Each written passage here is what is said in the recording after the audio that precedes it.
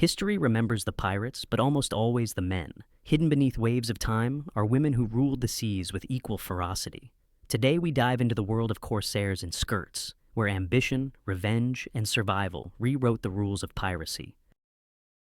The forgotten half of piracy. When we think of pirates, we picture swaggering men with cutlasses and barrels of rum. But piracy wasn't a man's game alone. Across centuries, women defied rigid gender roles and braved the brutal life at sea. Their numbers were small, their names fewer, but their impact was undeniable. Female pirates fought, commanded ships, led fleets, and sometimes terrorized entire empires. Yet, chroniclers often reduce them to myths or erase them, favoring male heroes. For many, piracy wasn't simply a crime, it was survival, rebellion, or revenge. The sea didn't care about gender. Only strength, cunning, and willpower mattered. But few matched the scale and brilliance of Zheng Yi Sao, who transformed piracy into a maritime empire. Zheng Yi Sao, pirate empress of the South China Sea.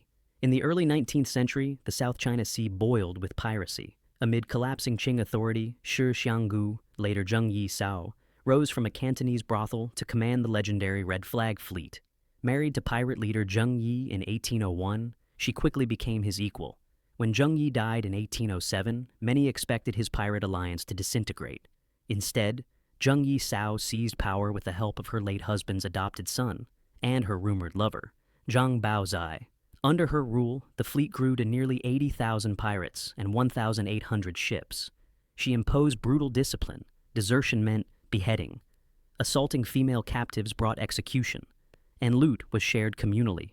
Her pirates taxed villages, administered justice, and rivaled state power. Repeated attempts by the Qing, Portuguese, and British navies to destroy her failed. Realizing that endless war couldn't last, she negotiated an extraordinary full amnesty in 1810, keeping her wealth and securing freedom for her pirates. She retired comfortably, dying in 1844, one of the few pirates to defeat both rivals and fate. While Zheng Yi Sao built an empire, another woman half a world away turned personal tragedy into a decade-long vendetta. Jeanne de Belleville, the Lioness of Brittany. In 14th century France, Jeanne de Belleville's life changed violently. Born into Breton nobility, she married Olivier de Clisson, a loyal baron executed by King Philip VI in 1343 on false treason charges. His severed head was displayed as a public warning. Consumed by rage, Jeanne sold her estates to fund a small fleet of black-painted ships with blood-red sails, the Black Fleet. Her goal wasn't wealth, but vengeance. For years, she hunted French ships in the English Channel, slaughtering crews and personally executing aristocrats. Survivors were spared only to carry word of her fury back to the king. England, embroiled in the 100 Years' War, quietly supported her campaign. Despite royal orders to capture her, Jeanne remained elusive, striking without warning. Eventually, a storm wrecked her flagship. She and her sons drifted at sea for days. Her youngest died in her arms. Afterwards, she retired to England, remarrying Sir Walter Bentley. Ironically, her surviving son became France's constable, one of its top generals. For Jeanne, piracy was revenge. But in the Caribbean, two women found freedom, adventure, and legend beneath the black flag. Bonny and Mary, Red, the Caribbean duo. The early 18th century Caribbean was the golden age of piracy. Among its many outlaws, Bonny and Mary Red became infamous. Bonny, born in Ireland and raised in Charleston, defied her father by marrying a pirate and later falling for Calico Jack Rackham, a flamboyant pirate captain. Disguising herself as a man, Anne joined Rackham's crew aboard the Revenge.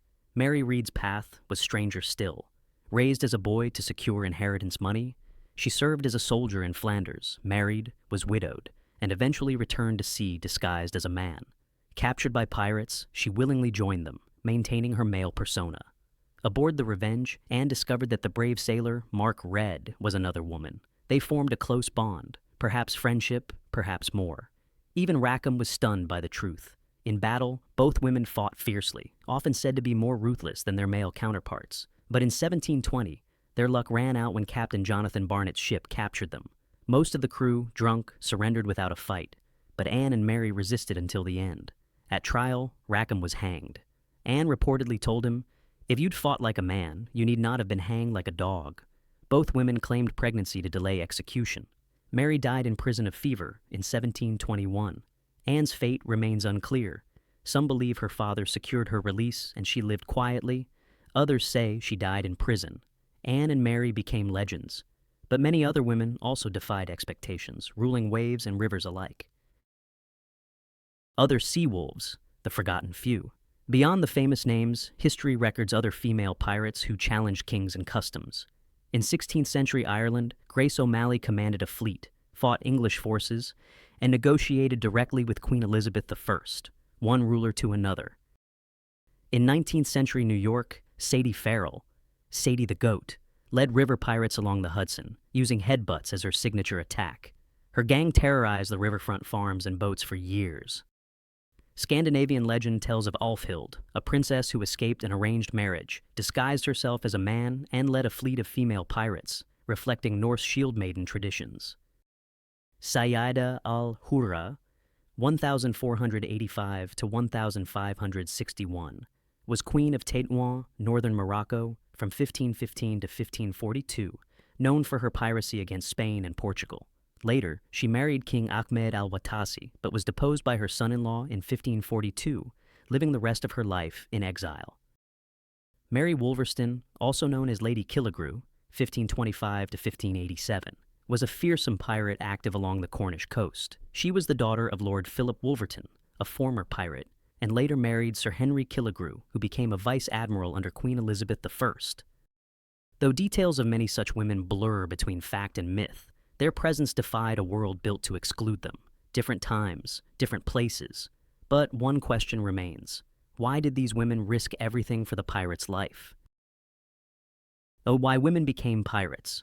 Women turned to piracy for deeply personal reasons: survival, revenge, freedom, or escape from oppression. For some, piracy offered rare autonomy, a ship where they could earn, fight, and command, far from rigid social norms. Others, like Jeanne, sought ruthless justice. And for Anne and Mary, it was love, adventure, and rebellion. Yet the risks were immense. Many had to disguise themselves as men, risking exposure and death. Even those who sailed openly as women faced constant danger, illness, and societal scorn. But their stories endure because they refused to be bound by the world's expectations. On the unforgiving sea, they claimed what society denied them: control over their own fates. The sea never cared who you were, only whether you could survive it. These pirate queens defied nations, gender, and fate itself. If you enjoyed this dive into history's forgotten sea wolves, hit like, subscribe, and share your thoughts. Which of these women would you follow into battle?